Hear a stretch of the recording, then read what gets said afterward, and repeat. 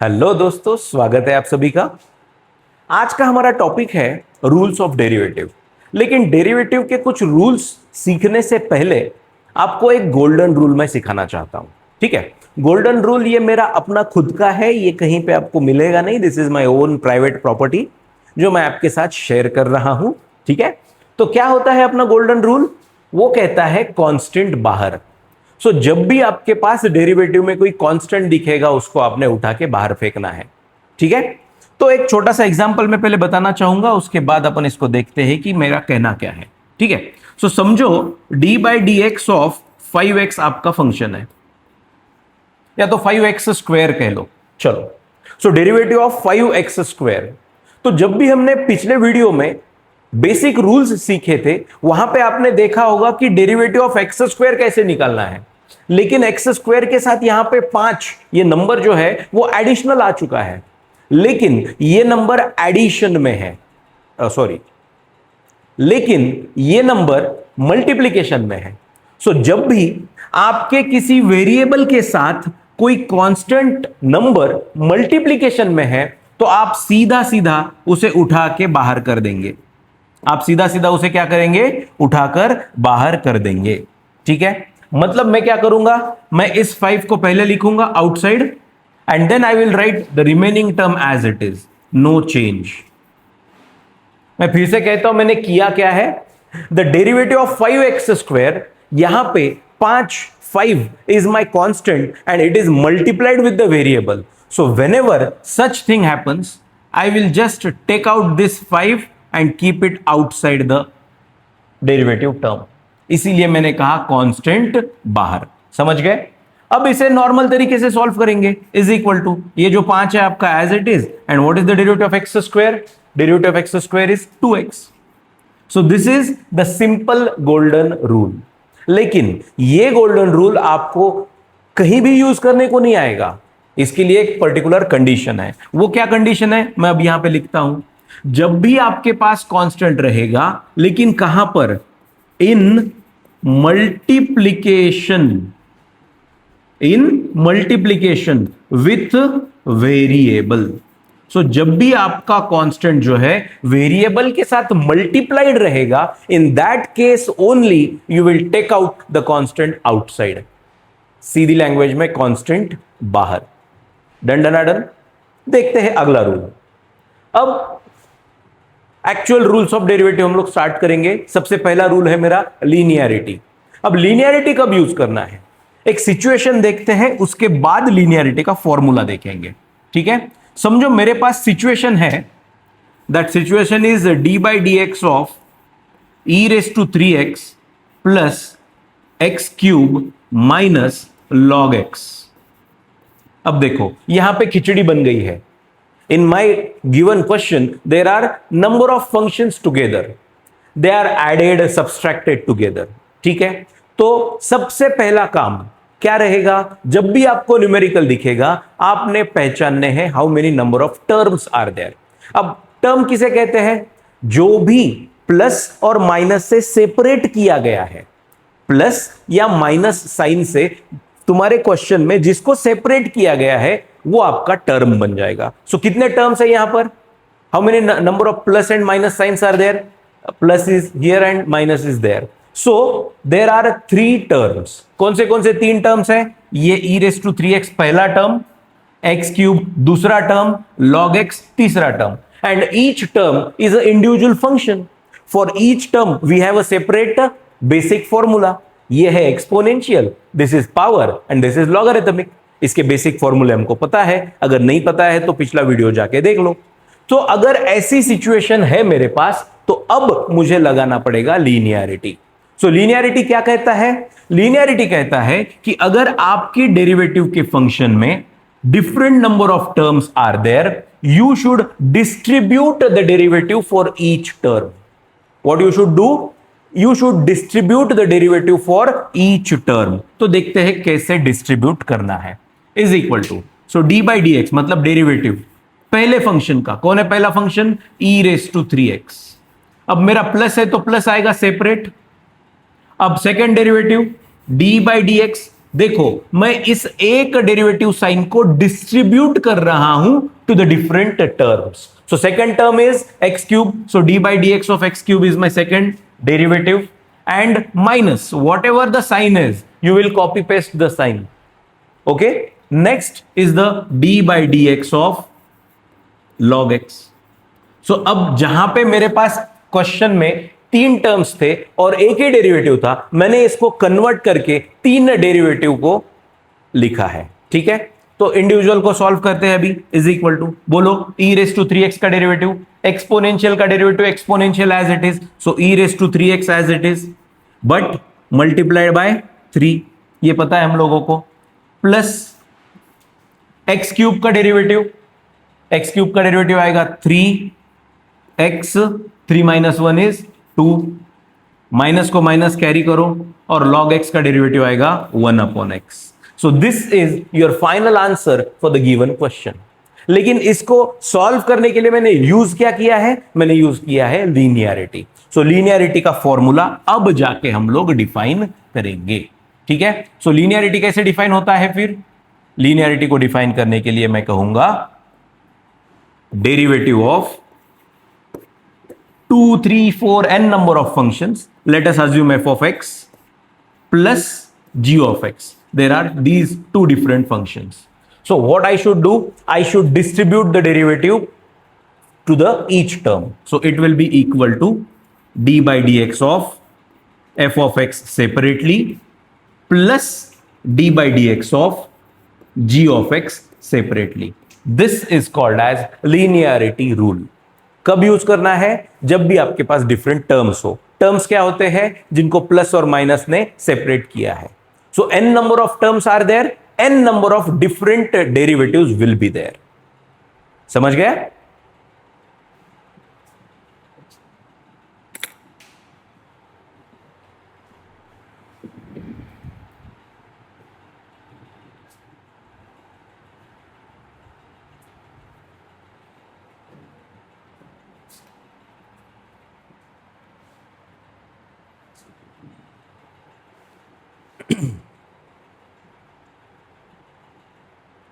अब चलते हैं अपने रूल नंबर 2 की तरफ. रूल नंबर 2 क्या बोलता है? Product rule. अब प्रोडक्ट रूल को समझने के लिए फिर से वही करेंगे हम लोग. क्या करेंगे? एक छोटा सा न्यूमेरिकल देखते हैं, एक सिचुएशन देखते हैं और उसके हिसाब से इसको समझने की कोशिश करते हैं. e raised to 3x, same term I am taking, and x cube. These are the two things given to me in the numerical. But instead of a plus sign, here I am using a multiplication sign. So e raised to 3x multiplied by x cube. This is my question. अब मुझे बोलो यहां पे number of terms कितने हैं? 2. गलत जवाब. यहां पे नंबर ऑफ टर्म्स कितनी है? एक ही. क्यों? क्योंकि मैंने अभी तो बोला टर्म कौन होती है जिसको प्लस और माइनस से सेपरेट किया गया है. Is there a plus sign here? Is there a minus sign here? How can you tell there are two terms? No, there is a single term. और ऐसी सिचुएशन में जहां पे एक ही टर्म है लेकिन फंक्शंस दो दो है. कौन कौन दो फंक्शन है? e raised to 3x exponential and x cube power function. So जब भी दो फंक्शंस मल्टीप्लाइड रहेंगे सिंगल टर्म में, अब इसे मैं लिनियरिटी यूज कर सकता हूं क्या? नहीं. तो अब इस सिचुएशन के लिए मुझे क्या करना है? मुझे यूज करना है अपना प्रोडक्ट रूल. ठीक है, अब यूज क्या करना है? Product rule. तो देखो, जो भी आपका प्रोडक्ट रूल है कंपलसरी है, उसके लिए दो ही फंक्शन मल्टीप्लाइड रहेंगे. ठीक है, पहले फंक्शन को मैं u बोलूंगा और दूसरे फंक्शन को मैं बोलूंगा v. And this is a u into v वाला केस. याद आ रहा है कुछ 12th स्टैंडर्ड से? u इंटू वी वाला case. So u into v का डेरिवेटिव आपको अभी सीखना है. तो अब सिचुएशन अगर समझ में आई है तो मैं रूल आपको सिखाता हूं. ठीक है, तो प्रोडक्ट रूल क्या बोलता है? प्रोडक्ट रूल, मेरा प्रोडक्ट रूल बोलता है कि if d by dx of u into v is there, remember u and v both must be the functions of x only. Both u and v must be the functions of x only. अगर x नहीं है किसी में तो that will be treated as constant and golden rule applicable होगा. constant सीधा बाहर चला जाएगा. ठीक है, जब भी दो फंक्शन है दोनों में भी x है, क्योंकि x is your variable, in that case only u into v will be applicable. क्या बोलते हैं हम लोग इसको, इज इक्वल टू, अब दो टर्म्स है तो उसमें से पहली टर्म है u, दूसरी टर्म है v, so u as it is, क्या कह रहा हूं मैं, ध्यान से सुनो, u एज इट इज, जैसा है वैसा ही लो, मल्टीप्लाई करो d by D x of v, तो u को एज इट इज रखेंगे, v का डेरिवेटिव, प्लस अब उल्टा पुल्टा करेंगे, पहले u को कांस्टेंट रखा था, अब v को कांस्टेंट रखेंगे, so v as it is and now it is multiplied by d by D x of u। समझ में आ गया, समझ में आ गया, u into v is nothing but u into derivative of v plus v into derivative of u। हम लोग shortcut के जमाने में जीते हैं, तो मैं इसे शॉर्टकट में कहता हूं u v dash plus v u dash. Now what this dash means, dash simply means derivative, so u as it is v का derivative plus v as it is u का derivative is nothing but the product rule u into v का derivative. Got it. अब इसको use कैसे करते हैं देखते हैं। सिचुएशन हमने पहले से ही अज्यूम करके रखी है, मेरा पहला फंक्शन है e रेस टू 3x, दूसरा फंक्शन है x क्यूब, अब इसे सॉल्व करेंगे ऐसे, is equal to d by D x of, ना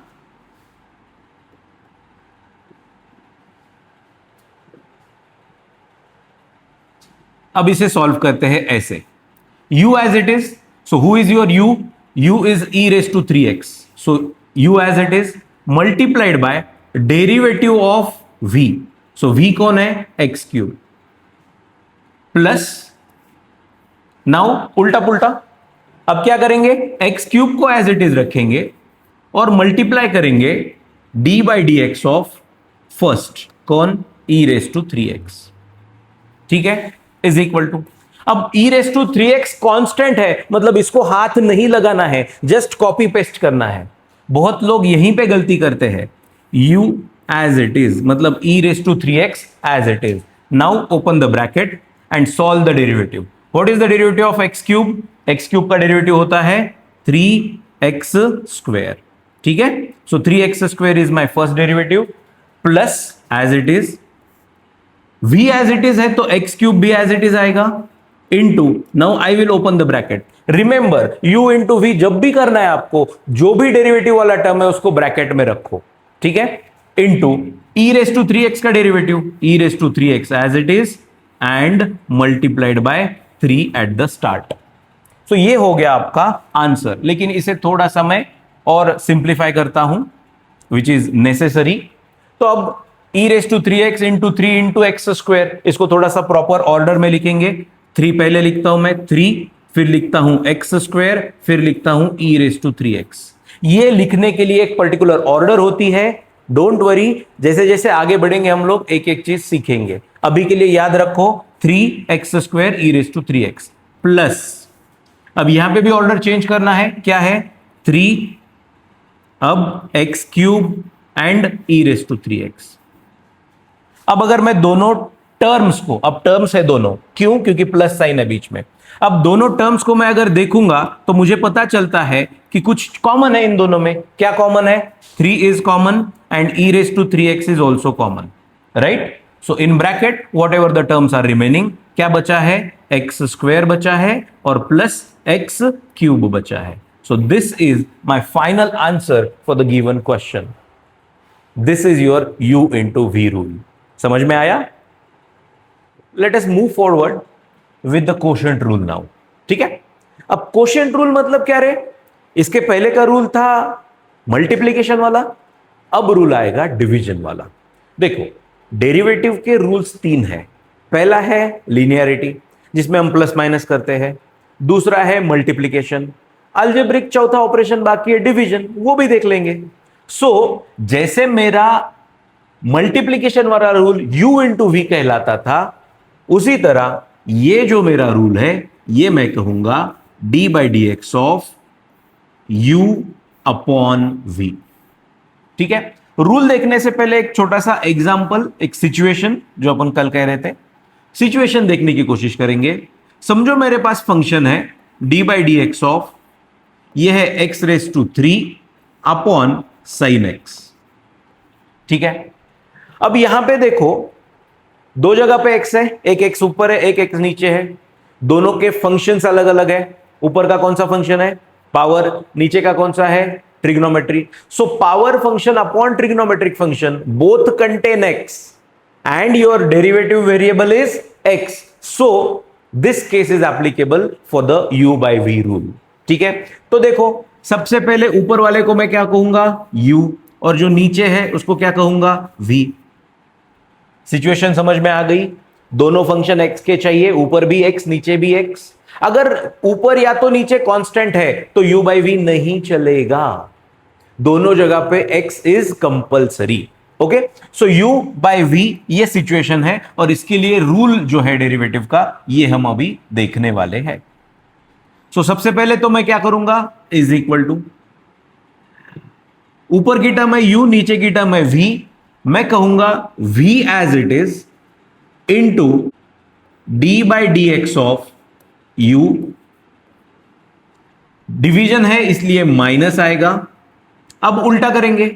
सो u as it is into d by D x of v, and now whole divided by v square, whole divided by v square. या तो इसे shortcut में अगर लिखना है तो मैं ऐसे भी लिख सकता हूं, v into u dash minus u into v dash upon v square. फिर से बोलता हूं, the quotient rule d by D x u by v is equal to v u dash minus u v dash upon v square. याद रखने के लिए क्या करेंगे? ऊपर का और नीचे का ऐसे दो कहेंगे हम लोग टर्म्स, नीचे का एज इट इज ऊपर का डेरिवेटिव माइनस उल्टा भी ऊपर का एज इट इज नीचे का डेरिवेटिव अपॉन नीचे का स्क्वायर। देखो दोस्तों, u इंटू वी में सिर्फ ऊपर वाली टर्म थी, मल्टीप्लीकेशन वाले रूल में सिर्फ ऊपर वाली टर्म थी और दोनों के बीच में प्लस था, लेकिन यहां पे सब चीज चेंज है। पहली बात तो बीच में माइनस साइन है, दूसरी बात जो 99% people forget whenever they solve the question is writing the v square in the denominator. ठीक है, आपने ऐसी गलती नहीं करनी है, प्रॉपरली इसको देख के करना है। ठीक है, तो अब जो रूल है अपना, ये रूल हम इस न्यूमेरिकल को अप्लाई करते हैं। तो बोलिए क्या करना पड़ेगा मुझे? इज इक्वल टू u अलग है v अलग है, तो मैं क्या लिखूंगा? सबसे पहले तो u एज इट इज या v एज इट इज? बोलो, एज इट इज किसको रखना है, नीचे का या ऊपर का? नीचे का as it is. So sine x as it is multiplied by ऊपर का derivative, so d by D x of x cube, अब माइनस, अब उल्टा पुल्टा x cube as it is into d by D x of नीचे का कौन? Sine x whole divided by नीचे का स्क्वायर, नीचे कौन है? साइन एक्स का होल स्क्वायर। याद रखो दोस्तों, डेरिवेटिव सिर्फ ऊपर आएंगे, नीचे डेरिवेटिव नहीं आएगा, नीचे सिर्फ what ever your function is उसका स्क्वायर। ठीक है, इज इक्वल टू, अब मैं साइन को कुछ कर रहा हूं क्या रे? नहीं, तो sine x as it is into derivative of x cube, bracket में लिखेंगे, हमेशा डेरिवेटिव को हमको ब्रैकेट में लिखना है। सो एक्स क्यूब का डेरिवेटिव 3x स्क्वायर, माइनस को minus as it is, X cube को X cube as it is, no change, और अब साइन एक्स का derivative cos x and whole divided by sine x का whole square. एक step करेंगे और क्या करना है मुझे? इसे थोड़ा सा सिंप्लीफाई करके लिखना है। तो बोलो, सिंप्लीफिकेशन के लिए सबसे पहले मेरा कांस्टेंट, फिर मेरा पावर वाला टर्म, और एंड में मेरा ट्रिग्नोमेट्री माइनस, अब यहां पे कांस्टेंट तो कोई है नहीं, सो पावर वाला टर्म, फिर trigonometry and whole divided by my sine x का whole square. This must be your final answer. यहां तक आपने सॉल्व करना है। अब इन दोनों के बीच में देखो, यहां पे एक्स स्क्वायर है, यहां पे एक्स क्यूब है। अगर दोनों जगह पे एक्स स्क्वायर होता था या तो दोनों जगह पे एक्स क्यूब होता था तो मैं कॉमन लेके उसे कुछ कह सकता था, लेकिन यहां पे एक्स स्क्वायर है, यहां पे एक्स क्यूब है, आपको लगेगा मैं दोनों में से एक्स स्क्वायर कॉमन ले लूंगा, चल जाएगा, लेकिन फिर यहां पे एक एक्स तो आना ही है, तो क्यों कॉमन लेके एक स्टेप बढ़ाना है? समझ में आ रही है बात? Okay, so this is your quotient rule.